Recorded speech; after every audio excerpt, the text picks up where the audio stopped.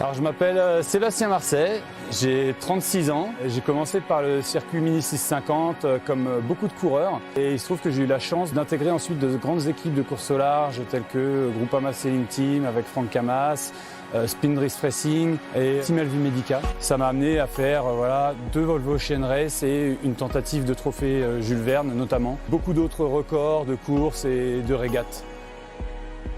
Le Vendée Globe, pour moi, ça représente déjà mon objectif principal aujourd'hui. Tout ce que je fais est guidé par le fait de vouloir m'aligner au départ du Vendée Globe. C'est un challenge énorme. Je dirais, quelle que soit la génération de bateaux sur laquelle on part au départ du Vendée Globe, c'est relever un challenge à la fois individuel, parce que c'est une course en solitaire, mais aussi collectif, parce que d'abord, il faut le préparer avec une équipe, avec des partenaires.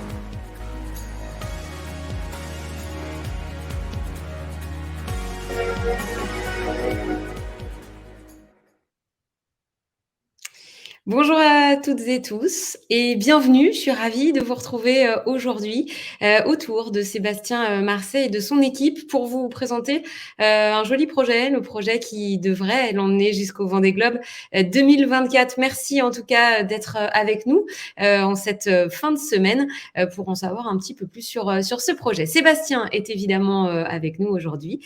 Sébastien qui, on ne savait pas trop jusqu'à il y a très peu de temps où il allait être. Eh bien, il est finalement à La Rochelle, devinez où, sur un bateau.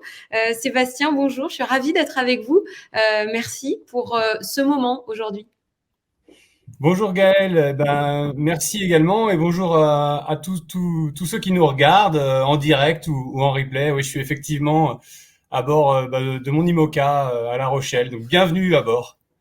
Allez, on va en reparler en détail dans quelques minutes de ce nouveau bateau. Alors, je le disais, hein, le projet, c'est un projet Vendée Globe 2024. On est à un petit peu moins de 1000 jours maintenant, sans vouloir vous mettre la pression. Mais cette course, elle se prépare dès maintenant.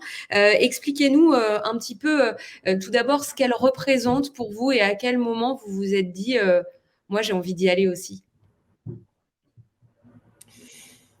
Cette course, elle représente aujourd'hui mon objectif principal. Je me lève tous les matins avec la date du départ, le départ du Vendée Globe en tête, en me disant voilà tout ce qui reste à faire, tout ce qu'il faut faire pour être au départ.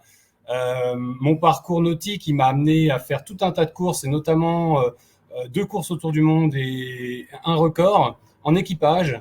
Et voilà, j'ai une passion pour le concept de la navigation autour du monde. Et après avoir navigué en IMOCA auprès de Romain Attanasio ces dernières années, j'ai décidé de me lancer dans le bain, moi aussi, de me lancer dans le challenge du Vendée Globe.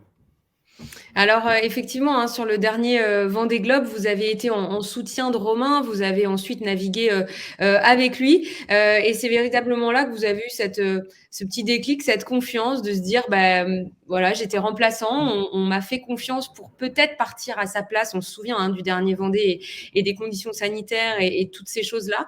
Et à ce moment-là, ça a germé dans votre tête. Vous vous êtes dit, moi aussi, je vais y aller. D'où notre rendez-vous d'aujourd'hui.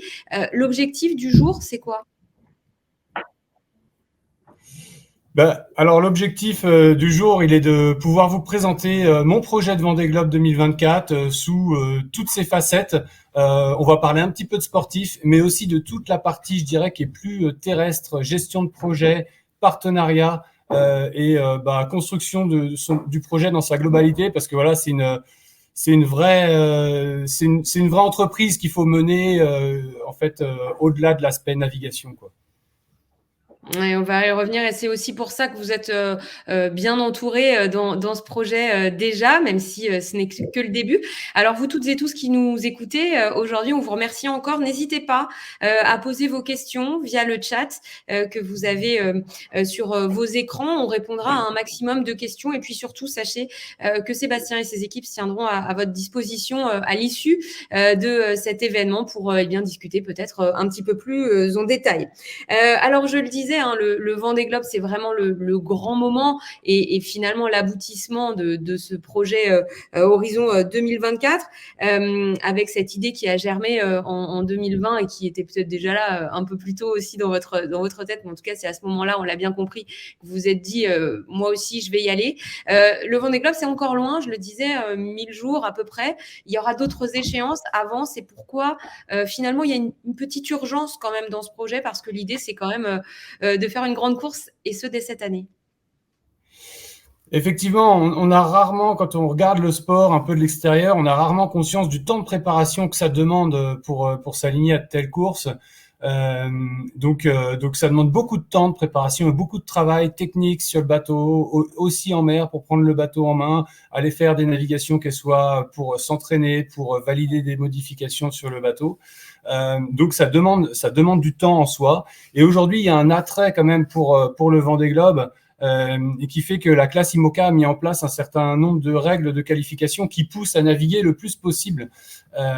Et en fait, plus on navigue, plus on sera en position favorable pour prendre le départ de ce Vendée Globe 2024.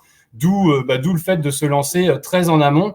Et l'intérêt aussi, je dirais, des saisons précédentes, c'est qu'elle propose également des événements de grande ampleur, et notamment au mois de novembre prochain, la Route du Rhum destination Guadeloupe, qui est aussi un événement qui est plébiscité par le grand public, quoi. Alors évidemment, Sébastien, pour naviguer, il faut un truc essentiel, hein, un bateau. Et ça, la case est cochée. On est ravis d'ailleurs que vous soyez déjà à bord. Racontez-nous un petit peu l'histoire et comment voilà, vous prenez en main ce nouveau petit bolide. Ah, effectivement, il faut un bateau, l'histoire qui me lie maintenant à ce bateau est assez sympa, parce que jusqu'à il y a pas longtemps, le propriétaire, c'était Éric Nigon.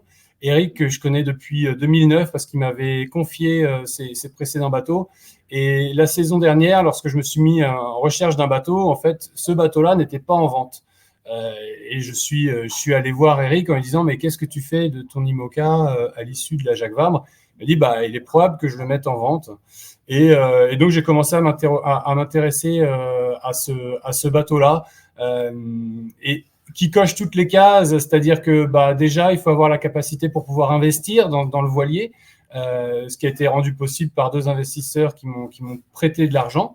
Ce bateau, c'est aussi un bateau qui est éprouvé. C'est un bateau qui a été construit en 2006 et qui a déjà fait de nombreuses navigations et plusieurs Vendée Globe. Donc pour un premier Vendée Globe, je trouve que c'est une très bonne plateforme qui permet aussi de pouvoir le faire évoluer, l'améliorer pour optimiser ses performances. Alors je compte absolument pas faire de ce bateau un foiler. Je veux que ça reste un bateau à dérive. En revanche, il y a tout un tas de modifications qui peuvent être apportées, telles que les ballasts, qui sont ces gros réservoirs d'eau à l'intérieur qui permettent de gérer la stabilité du bateau, les dérives qu'on peut un petit peu déplacer et puis changer de profil, tout un travail sur le plan de voilure et également sur le matériel qui pilote le bateau, le pilotage automatique. Donc c'est un bateau qui, malgré son âge, offre des possibilités d'évolution dans le temps. Bon, on l'a bien compris, hein, il y a un peu de boulot sur ce bateau. Vous avez quoi comme objectif de première course là? Est-ce qu'on arrive à déjà avoir un objectif aussi précis? Ah tout à fait. L'objectif, il est très précis. Il y a la première course de la saison qui commence début mai, le 8 mai, je crois, de tête. Donc ça arrive très vite. Et ensuite, il y a la Vendée Arctique qui, elle, est début juin. Le reste du programme, c'est le trophée Azimut au mois de septembre, et ensuite la Route du Rhum au mois de novembre. Et puis évidemment, en plus de ces navigations-là, il y a tout un tas d'entraînements auxquels je vais participer dans le cadre du pôle Finistère course au large, qui me fait la confiance de m'accueillir dans son groupe d'entraînement. Donc c'est une structure qui nous propose des séances d'entraînement. On est une bonne dizaine de bateaux à participer à ces entraînements, et donc voilà, ça va faire pas mal de milles en mer cette année, et puis les années qui viennent, évidemment. On va y revenir et on va se projeter, bien évidemment. On l'a dit, hein, Sébastien, c'est un projet de course au large en solitaire, mais bien sûr, vous avez une équipe autour de vous, une équipe constituée, et on va les accueillir parce qu'ils sont avec nous, en tout cas une partie d'entre eux. Julien Chany est avec nous, il est responsable des partenariats, et Julien va nous expliquer dans quelques instants eh bien, comment se compose un budget pour participer à une course comme le Vendée Globe. Sabrina Varnery, directrice du fonds de dotation Handicap Agir Ensemble, et je vais lui donner la parole dans quelques instants parce qu'on a beaucoup parlé de sport, mais il n'y a pas que ça dans ce projet. Et nous avons le plaisir d'accueillir également Antoine Mermot, qui est le président de la classe IMOCA, qui va nous parler notamment de cette course qui arrive, la Route du Rhum, et de son intérêt pour les sponsors.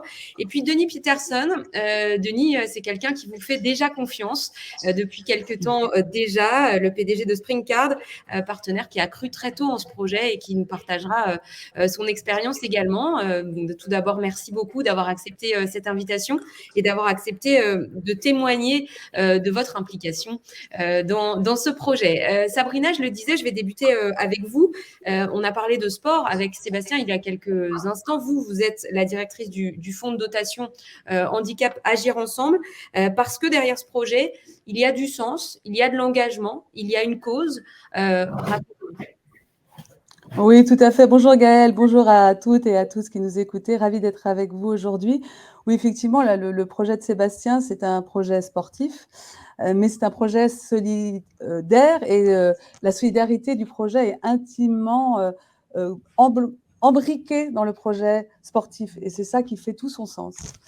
Donc, Handicap Agir Ensemble, qu'est-ce que c'est? C'est le fonds de dotation de l'ADAPI de Loire-Atlantique, qui est une association, loi 1901.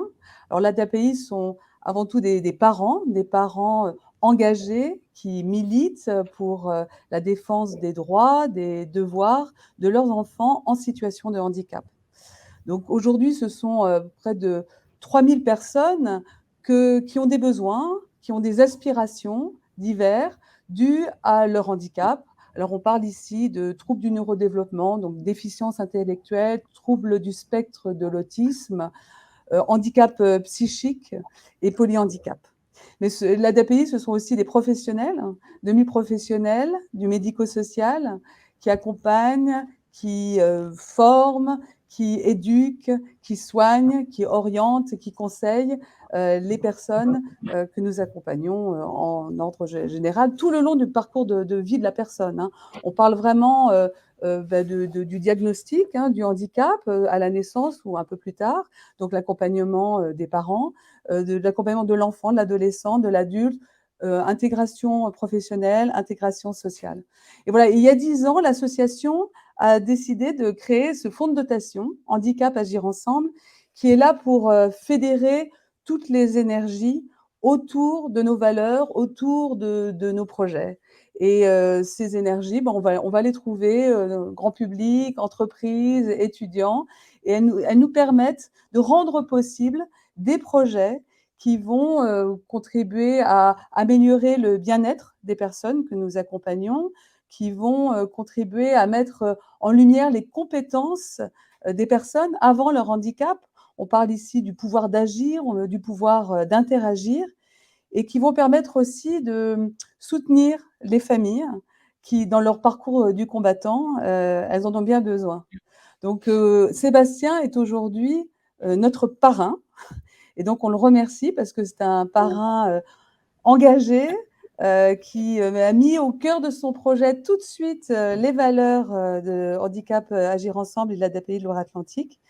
Et voilà, on est... Justement, Sébastien, peut-être un petit mot en réaction à ce que vient de dire Sabrina. Pourquoi cet engagement? Pourquoi c'était important? C'est important pour vous de ne pas être simplement un sportif de très haut niveau, mais aussi quelqu'un d'engagé et quelqu'un qui finalement, grâce à ses performances, va aider d'autres. Alors déjà, je tiens à remercier Handicap Agir Ensemble et Sabrina, parce que je suis le parrain du fonds de dotation, mais ce parrainage m'apporte aussi énormément, moi, que ce soit dans le cadre de projet Vendée Globe ou dans ma vie globalement. Pourquoi? En fait, Sabrina m'a soutenu sur mes premières courses au large il y a maintenant plus de 10 ans. Il s'est trouvé que nos chemins se sont recroisés en amont de la dernière route du Rhum et qu'on a eu cette idée de mettre en place un projet de voile solidaire qu'on a testé pour la première fois sur la Solitaire du Figaro 2019. Et en fait, ça a été une sorte de révélateur justement du fait de continuer à pratiquer ma passion, mon sport à haut niveau, mais en ayant une utilité un petit peu plus large que la performance sportive seule. Et donc, voilà, j'ai trouvé beaucoup de sens de ce point de vue-là, parce que dans ma vie personnelle, j'essaye de faire des choix qui soient impactants, que ce soit d'un point de vue environnemental, sociétal, et finalement, ma vie professionnelle, même si j'aime pas trop appeler la navigation ma vie professionnelle, parce que c'est avant tout une passion, j'avais mis ça de côté un petit peu. Et en parrainant Handicap Agir Ensemble, du coup, je trouve un certain équilibre. Et puis surtout, on a des moments d'interaction vraiment très sympas, hein. La descente de la Loire avec Paul à bord de mon bateau reste dans mon esprit. Les récentes journées qu'on a organisées, dont on va parler un petit peu plus tard également. Et ça devient même une source de motivation supplémentaire en tant que sportif. C'est-à-dire qu'en parrainant Handicap Agir Ensemble, je représente Handicap Agir Ensemble, et que lorsque je fais face à des difficultés, qu'elles soient en mer ou à terre, quelconque, je me dis, finalement, ces difficultés, Seb, toi, tu les as choisies, tu les as pas subies. Donc, fais face, parce que, en fait, les gens que tu représentes, ils font face à des difficultés qu'ils subissent. Donc, pourquoi ce serait difficile, et pourquoi tu laisserais tomber finalement, quoi. Un très bel engagement. Merci beaucoup, Sébastien, de nous expliquer évidemment le sens qu'on donne aussi à tous ces efforts et tous ces sacrifices. Et je vous le confirme bien, skipper, c'est bien votre métier. C'est bien vrai. Alors, pour être au départ du Vendée Globe, et on reviendra avec Sabrina dans quelques instants sur des exemples concrets de ce que vous faites déjà, notamment avec ces enfants. Il faut rassembler un certain nombre de conditions. Alors, il faudra se qualifier sportivement, évidemment, mais aussi boucler un budget. Et là, je vais demander à Julien de nous rejoindre. Julien, qui est conseiller patrimonial dans un cabinet de gestion privée dédié aux chefs d'entreprise et aux sportifs professionnels.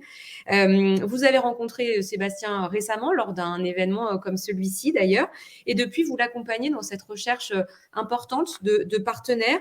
Alors, lorsqu'on parle de budget pour un Vendée Globe, est-ce que vous pouvez nous dire en quelques mots et en quelques chiffres ce que ça représente ? Oui, bien sûr. Bonjour Gaël, bonjour à tous. Alors, ce qu'il faut savoir, c'est que les projets Vendée Globe ou course au large, quel que soit l'objectif, ce sont des projets qui sont à géométrie variable, et toutes les équipes n'ont pas du tout les mêmes budgets. En fonction des bateaux, ça peut varier de quelques centaines de milliers d'euros annuels à plusieurs millions d'euros annuels. Donc, ça peut très vite s'avérer être des challenges très importants, comme le soulignait Sébastien tout à l'heure. Et il y a un gros travail à terre à effectuer, puisque pour notre part, on va effectivement attaquer la course au large en solitaire avec de grandes ambitions, mais des moyens qui seront relativement modestes. Nous, on va se situer plutôt dans la fourchette basse des chiffrages de budget.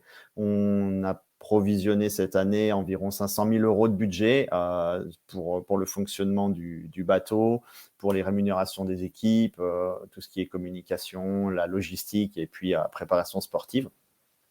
Donc, ça fait, malgré tout, pour un petit budget, ça reste dans l'absolu des sommes importantes qui nécessitent de mobiliser tout un tas de partenaires, de forces, d'énergie autour de nous. Voilà.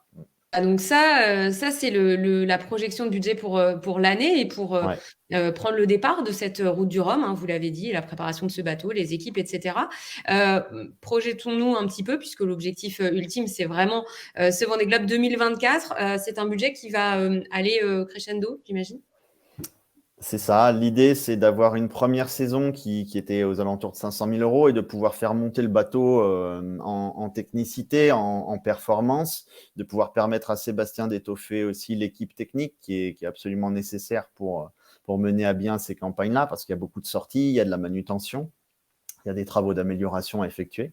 Donc, tous ces budgets-là ont vocation à progresser pour aller jusqu'au point de mire, qui est la participation au Vendée Globe. Et pour ça, les budgets, ils ils doivent être un petit peu extensibles au regard de ce que peuvent nous apporter les partenaires. Et pour nous, la projection sur 2024, idéale, bien entendu, ce serait d'avoir aux alentours de 800 000 euros, 820 000 euros de budget annuel, ce qui commence à être important. Alors effectivement, vous le dites, ce sont des budgets qui peuvent apparaître importants, qui peuvent faire peur aussi peut-être à certains partenaires qui aimeraient s'engager mais qui n'oseraient pas, notamment dans un contexte comme aujourd'hui, on ne doit pas le cacher. Mais les retombées, elles sont là, elles sont à la hauteur. Antoine Mermot, je vais vous donner la parole maintenant et merci d'être là avec nous en tant que président de la classe IMOCA. Si on regarde un peu dans le rétroviseur, notamment sur le dernier Vendée Globe, les investissements des sponsors ont été gagnants et pas seulement pour l'équipage qui s'est imposé au final. Bah effectivement, hein, pour réussir un projet de participation au Vendée Globe, c'est effectivement un excellent skipper, un très bon bateau, mais aussi un très bon partenaire. Et tout le monde doit trouver sa place et son intérêt dans cette association. Si la place du skipper, elle est assez claire, la place du partenaire, elle est aussi très solide. Et les retombées qu'on a pu avoir donc sur le dernier Vendée Globe étaient vraiment de très très haut niveau, beaucoup plus que ce qu'on a pu attendre. Et d'ailleurs, ce qui a été intéressant, c'est que à la suite du Vendée Globe, finalement, 80% des partenaires qui étaient engagés sur le Vendée Globe 2020 ont re-signé avec leurs équipes et ont même plutôt, de façon générale, augmenté les budgets de ces équipes. Donc ça veut dire que le partenaire, effectivement, il s'y retrouve très très fortement. Donc là, vous avez une slide qui apparaît derrière moi avec quelques exemples de projets. Donc Louis Burton. Ce qui est intéressant avec Louis Burton, c'est que Bureau Vallée, il a débuté avec le bateau de Sébastien, le Vendée Globe 2016. Oui, 2016. Et donc c'est un projet qui est parti finalement un petit peu comme celui de Sébastien. Je dirais, et qui a grandi jusqu'à aujourd'hui être un des favoris de la prochaine course. Et donc Louis, effectivement, il a pu, au travers des deux Vendée Globe qu'il a disputés, voir que les retombées n'arrêtent pas d'augmenter, notamment ont été multipliées par 5. Les retombées économiques effectivement pour les sponsors et cela un peu aidé aussi par cette médiatisation grandissante avec ce chiffre, 2 Français sur 3 disent avoir suivi la course en 2020. On touche quand même énormément de gens à travers cette course, alors à travers les engagements dont on parlait il y a quelques instants, mais aussi pour les sponsors évidemment. C'est une jolie vitrine que d'avoir son nom et son engagement auprès d'un skipper. Effectivement, il y a 3 piliers du sponsoring. Il y a donc la visibilité externe qui passe au travers en grande partie du naming. Le naming du bateau, c'est quelque chose de très efficace et ça marche très très bien. Finalement, il y a quelques stades de foot, il y a aussi quelques équipes cyclistes, mais nous, dans le bateau, c'est quelque chose qu'on exploite depuis longtemps et qui est vraiment une force de notre sport. On a donc le deuxième pilier qui est toute la partie relations clients, relations publiques internes, donc le B2B, B2C, où on peut effectivement inviter beaucoup d'invités, organiser des opérations, naviguer sur le bateau, vivre la course du skipper en interne. Donc ça, c'est le deuxième pilier qui fonctionne très bien. Et puis ce troisième pilier, qui est donc les valeurs auxquelles sont associés les sponsors. Donc c'est les valeurs de la course, de l'océan, mais aussi les valeurs du projet en particulier. Et on a parlé donc de ce sujet de handicap. Et quand on arrive à mettre ces 3 piliers ensemble, c'est vrai que la force d'un partenariat et les retombées d'un partenariat sont vraiment une grande réussite. Et on voit très honnêtement qu'une grande partie des partenaires, on avait 120 partenaires qui s'étaient engagés sur l'ensemble des 33 participants au dernier Vendée Globe. Et sur les 120 partenaires aujourd'hui, on en a 80% qui repartent pour le Vendée Globe 2024, ce qui est donc un chiffre qui doit montrer qu'une grande majorité d'entre eux y trouvent leur compte. Ouais, et puis, il y en aura peut-être plein de nouveaux avec ceux qui nous écoutent aujourd'hui et qui vont être conquis par le projet de Sébastien. Juste un petit mot concernant la route du Rhum, on l'a évoqué tout à l'heure, parce que c'est l'un des objectifs de l'année. Et là aussi, c'est une course importante, course qui a des retombées, elle aussi, importantes, d'où l'intérêt de s'engager dès maintenant. Tout à fait, c'est-à-dire que donc déjà la route du Rhum en elle-même, c'est un très gros événement. C'est dans le programme la deuxième course en termes de retombées après le Vendée Globe. Donc là, vous avez sur la slide un certain nombre de chiffres qui s'affichent, qui montrent que c'est quand même une course qui fonctionne très très bien, qui historiquement est très bien positionnée. Mais aussi, c'est ce que disait Sébastien au départ, hein, si pour le skipper, c'est une démarche de qualification sportive sur 3 années, c'est finalement 12 événements qui vont se courir sur les 3 prochaines années. Mais c'est aussi comme ça qu'on fait grandir un partenariat, c'est-à-dire que on va commencer, il faut du temps aussi pour que le partenaire trouve le rythme et arrive à exploiter pleinement le partenariat autour de ce projet voile. Et donc ces 3 années, ces 12 événements vont permettre aussi de monter en pression, je dirais, au niveau de l'histoire qu'on va raconter, de la façon dont on l'exploite, de la façon dont on implique les collaborateurs, les clients, pour que justement au moment du Vendée Globe 2024, tout soit prêt pour le feu d'artifice final et puis la grande course de Sébastien. Sébastien, vous avez un rôle d'ailleurs très important dans la mise en lumière, la mise à l'honneur de vos sponsors, parce qu'aujourd'hui, on n'est plus seulement skipper, on est aussi vidéaste, photographe, on est aussi un peu journaliste pour raconter son histoire à bord. Et ça, c'est de plus en plus important et en même temps, c'est crucial pour les partenaires qui vont vous suivre. Ouais, tout à fait, c'est crucial. Donc on fait en sorte d'offrir tout un contenu qui est exploitable, libre de droit pour les partenaires qui nous soutiennent. Ça passe par de la production en mer lorsqu'on est en navigation, c'est-à-dire témoigner de ce qu'on vit, que ce soit de manière orale, vidéo ou photo. Et puis ça passe aussi par des sessions de banque images au préalable en amont des courses. Voilà, on fait des sorties qui sont dédiées aux banques images pour avoir des images du bateau dans les différentes conditions qu'on peut rencontrer dans la vie réelle, ce qui permet pendant les courses d'avoir des images extérieures et puis aussi de pallier à éventuellement une journée ou deux où les conditions sont difficiles et le skipper a du mal à envoyer des images parce que faut gérer le bateau avant tout, mine de rien. Donc voilà, on essaye d'avoir un maximum de contenu de qualité. Aujourd'hui, on produit, grâce à l'un de mes partenaires, un podcast mensuel qui est aussi une belle vitrine. Et puis, grâce à un travail, je dirais, étroit avec l'agence de relations presse Rivacom, on essaye de maximiser ces retombées presse par l'intermédiaire de médias plus traditionnels, je dirais, que ce soit presse écrite, télé.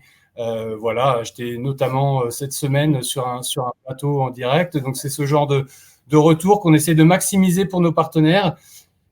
Nous, notre préoccupation, quand je dis nous, c'est toute l'équipe, c'est que le projet soit gagnant, évidemment, pour les partenaires. Donc, on met tout en œuvre pour que ce soit le cas à travers ces leviers qu'on a finalement. Voilà, vous étiez invité de BFM Business, donc chaîne nationale, pour évoquer ce projet. Donc voilà, des retombées, il y en a, et pas seulement au niveau local, pas seulement au moment des courses, mais bel et bien tout au long du cheminement dont on parlait il y a quelques instants. Alors, Sabrina, je vais vous redonner la parole avant d'entrer dans le détail avec Julien des différents types de partenariats possibles, parce qu'évidemment, il y a plein de choses et beaucoup de choses qui peuvent être faites à la carte. Bien sûr, un petit rappel qui peut être nécessaire, je pense. Est-ce que vous pouvez nous expliquer en quelques mots la différence pour les entreprises qui nous écoutent entre le mécénat et le sponsoring? Oui, tout à fait. En fait, il n'existe pas de différence au point de vue juridique. Donc, c'est seulement au point de vue fiscal qu'il existe une différence et tout se joue sur les contreparties. Alors, le sponsoring sportif, on vient d'en parler, c'est un soutien financier, mais ça peut être aussi un soutien matériel, un soutien technologique. Et ce sponsoring est apporté donc à un sportif via un événement sportif. Donc, on a parlé tout à l'heure de la visibilité médiatique, bien sûr, de la compétition, d'associer son image à des valeurs qui peuvent être des valeurs de la discipline, la voile, mais aussi, bon, bien sûr, des valeurs telles que Sébastien les porte. On va retrouver donc des contreparties, les logos des sponsors sur les tenues vestimentaires, sur la coque, sur la voile. Voilà, ça, je pense que vous connaissez bien. Et ces dépenses, en fait, elles sont assimilables à des charges d'exploitation. Elles sont déductibles du résultat imposable, sous certaines conditions. Voilà, on ne va pas rentrer dans le détail aujourd'hui. Alors, le mécénat, lui, il a aussi différentes formes. Il peut être aussi mécénat financier, mécénat en nature, mécénat de compétences. Et il s'adresse à une association, un fonds de dotation, une fonds de dotation d'intérêt générale. Et donc, la grande différence, ce sont ces fameuses contreparties, puisque même si on tolère, bien sûr, le logo du mécène, un peu de naming, voilà, on n'est pas sur des contreparties aussi importantes qu'un sponsor. Et il y a une exigence de disproportion entre le montant du mécénat et ce qu'on peut apporter aux mécènes en termes de visibilité ou d'entrée gratuite ou de cadeaux qu'on peut lui faire suite à son don. Alors, le mécénat est aussi déductible, hein, mais lui, il est déductible sur l'impôt sur les sociétés à hauteur de 60%, dans la limite de 0,5% du chiffre d'affaires ou de 20 000 euros. Mais là aussi, on va pas rentrer dans les détails aujourd'hui. Mais ce qui est très intéressant dans le projet de Sébastien, c'est que les sponsors de Sébastien deviennent vite des mécènes de Handicap Agir Ensemble et que nous, avec notre expertise associative, on va parler diversité, on va parler intégration professionnelle des personnes en situation de handicap, on va parler RSE, puisque nous-mêmes, en tant qu'association, on a un pilier fort sur la RSE. On est certifié Lucie, voilà, qui est une certification RSE que peut-être certains d'entre vous connaissent, ISO 26000. Voilà, et donc on agit aussi au quotidien avec les sponsors de Sébastien. Julien, c'est à vous maintenant. De nombreuses entreprises nous écoutent aujourd'hui, qu'elles soient toutes petites ou un peu plus grandes. Vous avez mis en place des types de partenariats différents que vous allez nous présenter. Oui, oui, absolument. Alors, l'idée, c'était aussi de pouvoir rappeler, comme l'a fait Antoine Mermot tout à l'heure, les principaux piliers, les vecteurs en tout cas, qui poussent les partenaires à devenir soutien justement d'une équipe de course au large comme la nôtre. Donc, on va pas redétailler tout ça, si ce n'est développer la notoriété, associer l'image, fidéliser les clients, avoir une fédération également en interne qui devient de plus en plus importante. C'est un sujet qui est mis de plus en plus en avant aussi dans les structures.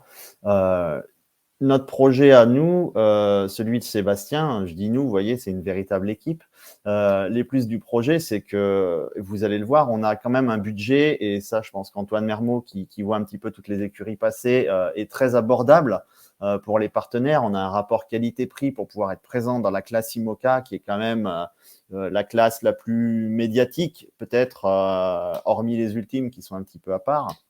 On va avoir un qualité-prix pour les partenaires qui est juste exceptionnel, avec des prix d'entrée qui, vous le verrez, sont très intéressants. On a un bateau, et ça c'est important, Sébastien l'a notifié aussi tout à l'heure en introduction, qui a déjà fait ses preuves, qui est très fiable.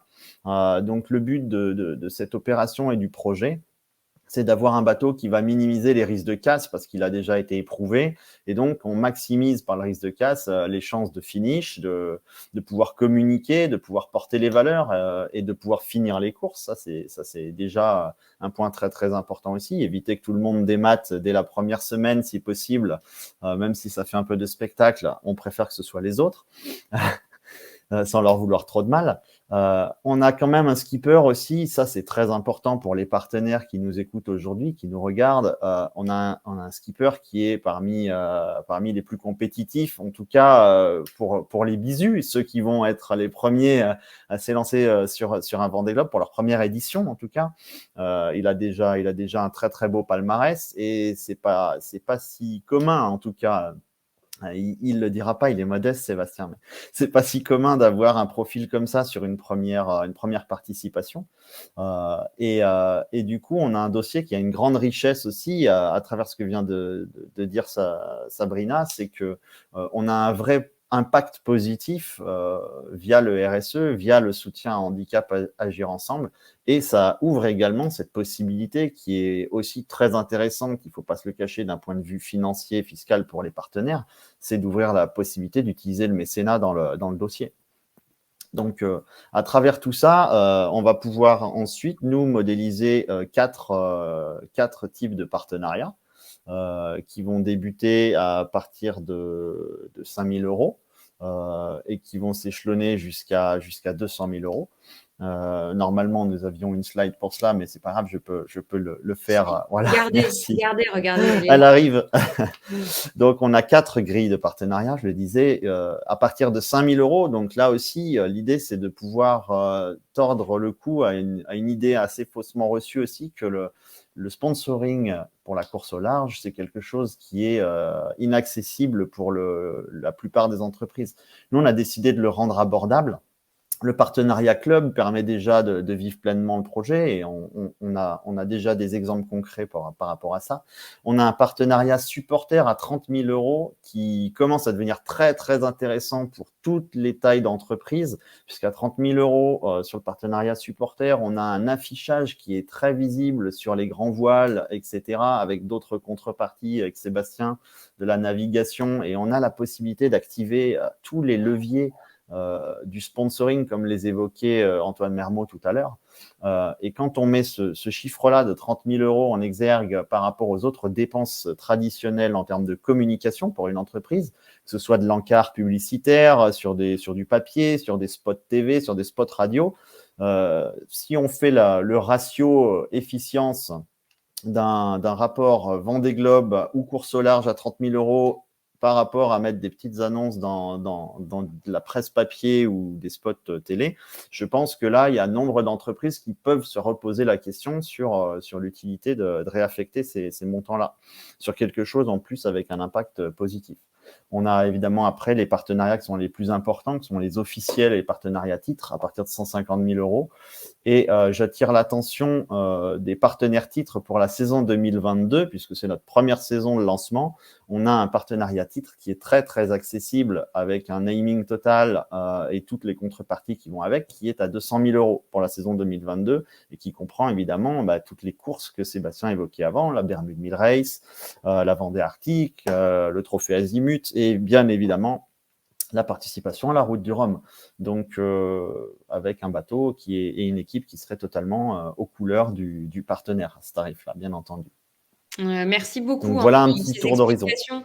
Et on le voit bien finalement, un type d'engagement un peu à la carte selon la taille de l'entreprise et les envies aussi et les besoins liés pour les sponsors. Est-ce qu'il y a aussi des moyens, des engagements encore plus innovants? Vous y avez réfléchi, vous, avec votre entreprise de gestion privée, Julien?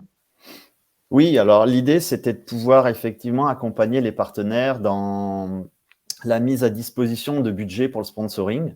Tout le monde n'a pas forcément des budgets communication à affecter là-dedans, et alors qu'il y a souvent beaucoup d'intérêt à participer à ces projets-là.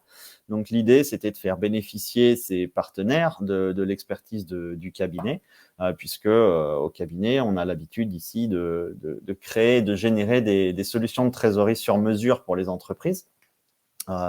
Et donc, l'idée ici, c'était de créer une solution de trésorerie sur mesure qui serait dédiée au projet, qui aurait une double vocation. Évidemment, la première, c'est d'assurer une rentabilité aux entreprises, aux épargnants qui placeraient leur argent sur cette solution de trésorerie, évidemment sans s'en dessaisir, en gardant la main sur le capital, et c'est là la grande innovation, et tout en fournissant par là même des ressources pour le projet. Voilà. Alors du coup, ça permet aux partenaires d'éviter de se dessaisir de tout ou partie de leur trésorerie ou de leur budget sponsoring ou communication, en gardant la main sur leur capital et tout en participant au projet. Donc l'intérêt, il est multiple pour ces entreprises-là, c'est que non seulement ils gardent leur trésorerie, mais on peut le cumuler avec les effets fiscaux du mécénat à la carte. On est capable de faire des solutions sur mesure avec du capital garanti. Donc aujourd'hui, on n'a plus vraiment de frein pour les entreprises et ou les partenaires qui voudraient rentrer dans le dossier, parce que ça ne rime pas toujours avec dépenses, et en tout cas, ça ne rime pas toujours avec très grosses dépenses comme on a souvent l'habitude de le croire. Voilà. Si vous avez, vous, toutes et tous qui nous écoutez, encore des questions, ou si vous avez été, je l'espère, convaincus par la présentation de Julien, son adresse mail va s'afficher. N'hésitez pas. Voilà, et vous êtes évidemment, Julien, à disposition des partenaires qui nous écoutent, des gens qui aimeraient s'impliquer, voilà, pour leur expliquer encore plus en détail les différents moyens de le faire. Sabrina, on revient à vous avec quelque chose de très concret, hein, finalement, cet engagement avec Handicap Agir Ensemble auprès des enfants, des jeunes ados. Dites-nous un petit peu le lien qui se tisse entre ce projet de course au large et évidemment cette association. Oui, alors en fait, on parle voile et aujourd'hui, nous avons des jeunes qui pratiquent la voile. On va parler de handi-voile et on s'est dit: «Bon, on va aller plus loin, on prône une société inclusive et donc on va aller, organiser des stages inclusifs pour, des jeunes, mais aussi, pour des adultes, hein, à venir, avec l'école de voile, Les Glénans et on a contacté, les Glénans qui ont un fonds de dotation, eux également et avec lesquels nous sommes en train de bâtir un premier stage avec 6 jeunes qui sont accompagnés par l'association et qui vont partir début avril avec leurs encadrants, sur l'île d'Ars, dans la base nautique, des Glénans, pour vivre en toute inclusion un stage aussi bien sur mer que sur terre. On a eu des premiers mécènes qui sont venus nous rejoindre pour, ce 1er stage, mais également pour de futurs stages et Sébastien, ainsi que l'équipe des Glénans, c'est ce qu'on voit là sur ces photos, ils sont venus à plusieurs reprises à la rencontre, de ces jeunes, pour, voilà, porter, le projet avec eux de bout en bout. Sébastien sera bien sûr avec eux, avec nous, sur l'île d'Ars début avril, le 6 avril exactement, pour, suivre ce projet, qui nous tient à cœur et je tiens à souligner que, voilà, que les Glénans également, voilà, qui au départ, avaient pas l'habitude d'accueillir, et qui n'ont toujours pas l'habitude d'ailleurs, d'accueillir des personnes, avec, en situation de handicap, sont vraiment, ravis de rencontrer, nos jeunes et de les accueillir et je pense que ça va, permettre, de développer, voilà une meilleure, connaissance, un meilleur accueil, une meilleure accessibilité et qui aura, un impact au-delà de notre association puisque nous, on prône une société inclusive, donc il faut que tout à chacun puisse se dire: «Oui, moi, j'ai peut-être un handicap, mais je suis capable, je peux m'adresser à une école de voile comme les Glédans pour faire un stage, avec ou sans encadrement». Et j'imagine, hein, Sébastien, que le plaisir est partagé. Vous les avez déjà rencontrés, ces jeunes, début février et vous avez forcément, ressenti, plein de choses positives aussi. Du dernier passage lors de la journée à l'IME, donc c'est l'IME Armor à Saint-Herblain, était vraiment, vraiment très sympa. C'est des moments, c'est des moments géniaux. Moi, j'y prends beaucoup de plaisir. Et, euh, et donc, oui, c'est l'un des piliers du projet aujourd'hui. Et aussi se dire qu'on accompagne l'école de voile des Glénans, qui est quand même la première, enfin, c'est une très, très grosse école de voile sur leur capacité à accueillir des personnes en situation de handicap, je pense que ça peut être impactant à une échelle vraiment intéressante. Donc, encore une fois, moi, c'est un boost supplémentaire, tout ça, quoi. Et non, je le fais avec beaucoup de plaisir et beaucoup d'enthousiasme. Sabrina, les entreprises qui nous écoutent, si elles sont intéressées pour vous accompagner, elles font comment? Alors, on a un site internet handicapagirensemble.fr et vous allez trouver une collecte en fait sur ce projet de voile inclusif. Et bien sûr, le projet, il va au-delà des stages Glénans. Nous, ce qu'on aimerait, c'est pouvoir suivre Sébastien sur les villages de la course, dans son équipe, et qu'on soit l'association, les personnes en situation de handicap, les professionnels auprès de Sébastien également dans son projet sportif. Donc, handicapagirensemble.fr, une collecte, mais bien sûr, on pourra aussi vous envoyer nos coordonnées suite à ce webinaire.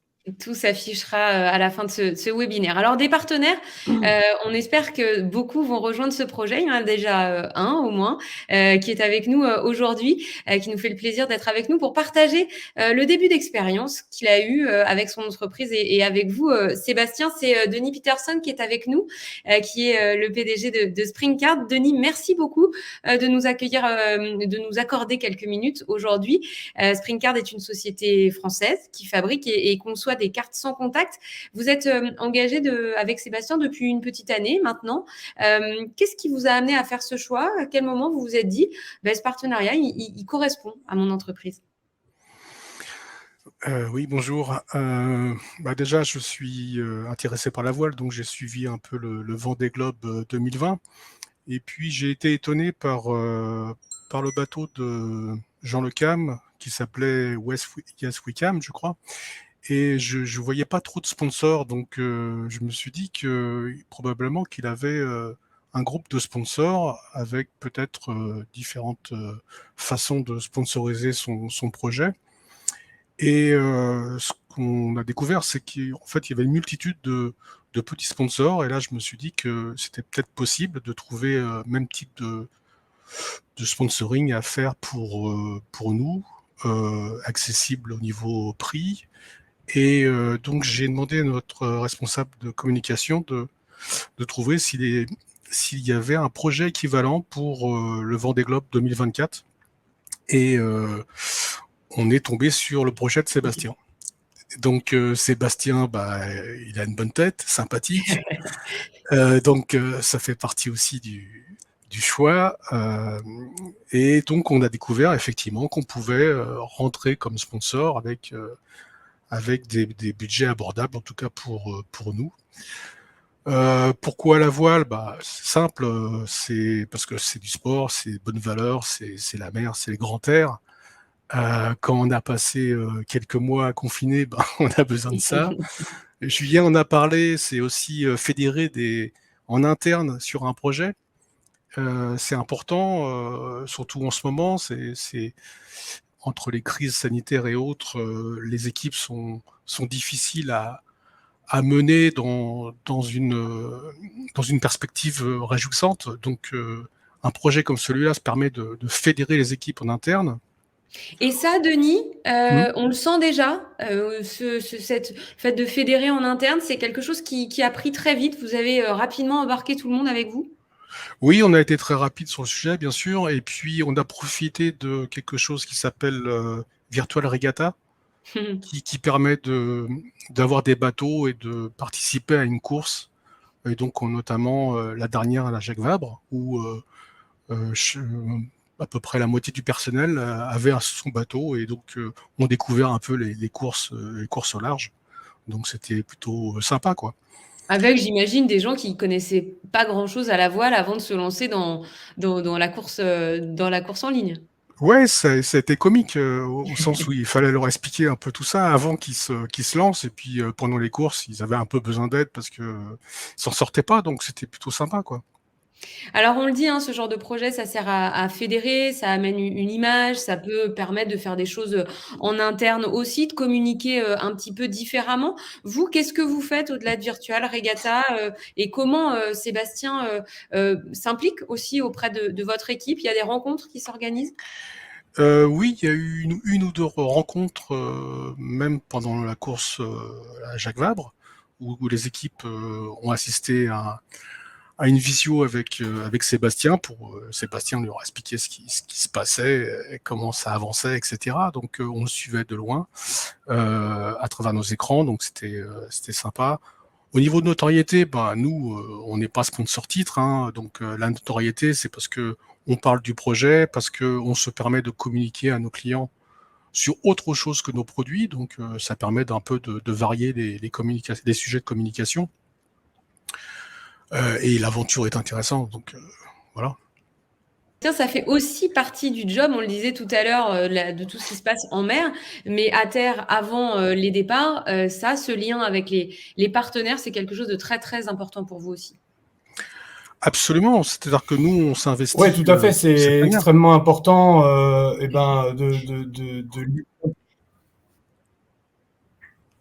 C'est bon, Sébastien, vas-y. Oui, non, tout à fait. Je dirais, ce lien avec nos partenaires, il est primordial. On vit une histoire commune, en fait. On vit le projet tous ensemble. Et donc, de construire ce lien au fur et à mesure des courses et des événements, c'est quelque chose de très important. Et je pense qu'aujourd'hui, au sein donc, du club de partenaires Cap Agir Ensemble, voilà, on est une vraie équipe. Denis, pour terminer, parce qu'on en a beaucoup parlé depuis le début de cet événement, il y a le projet sportif, certes, il y a les performances et puis il y a cet engagement sociétal. Vous, c'est quelque chose aussi d'important pour votre entreprise qu'il y ait cette image finalement qui ne soit pas seulement la compétition et la performance. Oui, bien sûr, on essaie que notre image vue de l'extérieur soit identique à celle qui est en intérieur, et la vraie en intérieur. On est sensible à tout ce qui est responsabilité sociale et environnementale, c'est-à-dire qu'on travaille beaucoup sur... on est dans le B2B, c'est-à-dire que nos clients en fait reçoivent du matériel et emballé, et puis en fait ils déballent et ils jettent l'emballage. Donc on est très soucieux de ce genre de choses.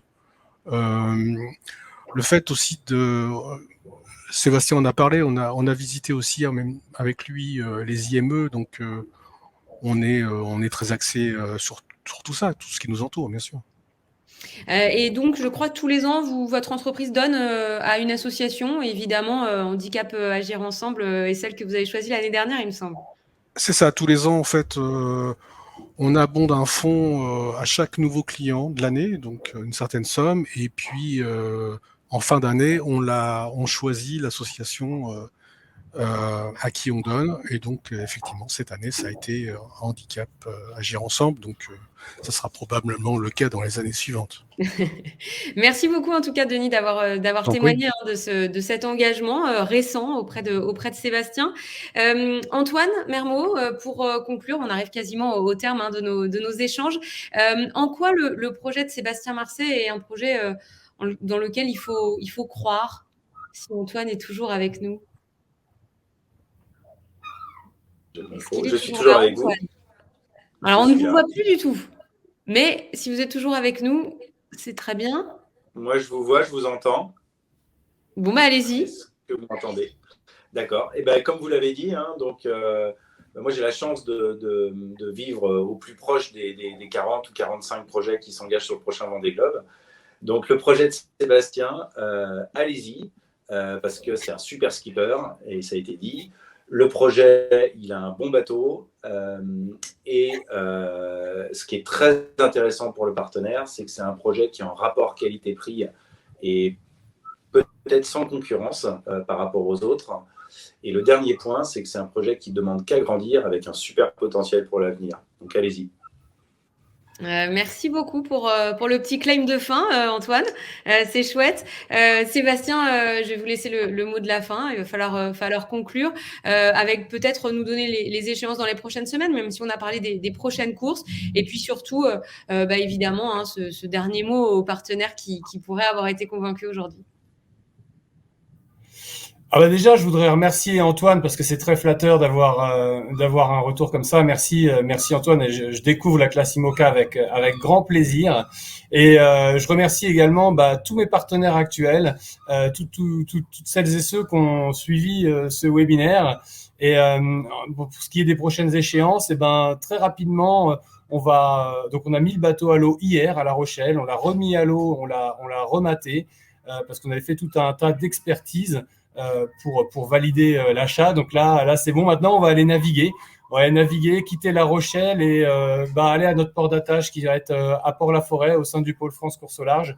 Et très rapidement, les courses vont arriver. La Bermude Mille Race au mois de mai, la Vendée Arctique au mois de juin, le trophée Azimut au mois de septembre et la Route du Rhum. Donc voilà un programme dense que je vous invite à suivre et à rejoindre. Merci beaucoup. Merci beaucoup, Sébastien. Alors évidemment, vous êtes très actif sur les réseaux sociaux, hein.